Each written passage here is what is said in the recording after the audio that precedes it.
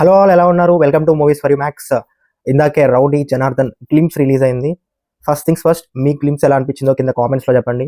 నేను నా opinion share చేసుకుంటాను. అండ్ ఫస్ట్ 5 PM అయితే ఈవెంట్ స్టార్ట్ కాగానే, ఈవెంట్ ప్రసాద్ మల్టీప్లెక్స్లో జరిగింది. ఆ ఈవెంట్ స్టార్ట్ కాగానే ట్విట్టర్ ఓపెన్ చేశాను. ట్విట్టర్ ఓపెన్ చేస్తే అక్కడ నాకు సడన్గా ఒక పోస్టర్ కనిపించింది. నార్మల్గా వైట్ బ్యాక్గ్రౌండ్తో ఒక పోస్టర్ కనిపించింది. సడన్గా చూసి లోకేష్ కనగరాజ్ అనుకున్నాను. హానెస్ట్గా చెప్తున్నా, ఫస్ట్ చూడగానే పైన క్యాప్షన్ అవి ఇవి ఏం చూడలేదు, లోకేష్ కనగరాజ్ అనుకున్నాను. ఏంటి లోకేష్ కనగరాజ్ది కొత్త సినిమా ఏమైనా వచ్చిందా, ఇలా ఉంది ఏంటి లుక్ అనుకున్నాను. బట్ తర్వాత పైన మళ్ళీ క్యాప్షన్ చూసి మళ్ళీ చూస్తే okay, it's Vijay Devarakonda, rowdy Janardhan first look. అది కూడా ప్రసాద్ మల్టీప్లెక్స్ దగ్గర కట్అవుట్ లాంచ్ అయింది. ఆ కట్అవుట్ని ఇక్కడ ట్విట్టర్లో రిలీజ్ చేశారు, హెచ్డీ లుక్ అని.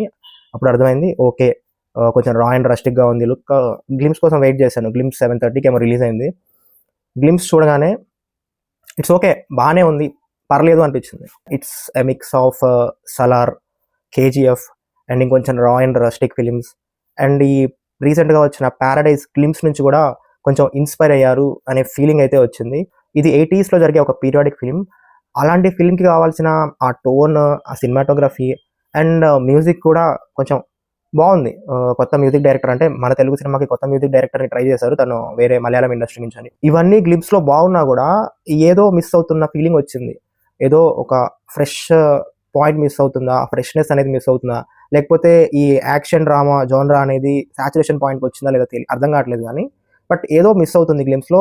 ఆ ఎక్స్ట్రీమ్లీ ఎడ్రిలిన్ రష్ అంటారు కదా, అదైతే రాలేదు. And major complaint in the glimpse is Vijay Devarakonda గారి యాక్సెంట్.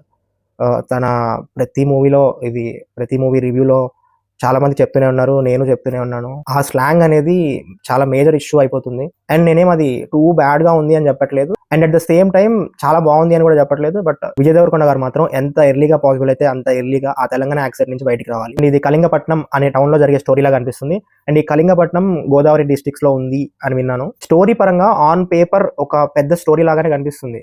ఈ ఫస్ట్ యాక్షన్ గ్లిమ్స్ అయిపోయాక లాస్ట్కి చిన్న రషెస్ వచ్చాయి. లైక్ ఎవరో చిన్న పాప ఆ థ్రెడ్ని కొడుతున్నట్టు, అక్కడ ఎవరో బాబు ఉన్నారు, తర్వాత వాటర్లో కొన్ని ఫ్లాషెస్ వచ్చాయి. గ్లిమ్స్ అంతా చూసిన తర్వాత స్టోరీ పరంగా ఆన్ పేపర్ బాగానే ఉన్నట్టుంది. కానీ సేమ్ మళ్ళీ అదొక చిన్న భయం. కింగ్డమ్ చూసాం కదా, కింగ్డమ్కి కూడా ప్రతిదీ వర్కౌట్ అయింది. Right from the first look, glimpse, teaser, trailer అన్నీ వర్కౌట్ అయ్యాయి. కానీ సినిమాకి వచ్చేసరికి ఏమైపోయింది, వర్కౌట్ అవ్వలేదు.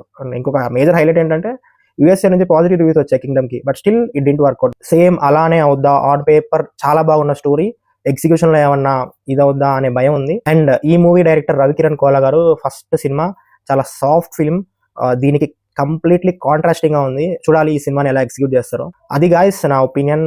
ఓకే, బాగానే ఉంది, పర్లేదు అనిపించింది. మీకు ఎలా అనిపించిందో కింద కామెంట్స్లో చెప్పండి. మళ్ళీ నెక్స్ట్ వీడియోలో కలుద్దాం. Until then signing off team movies for you.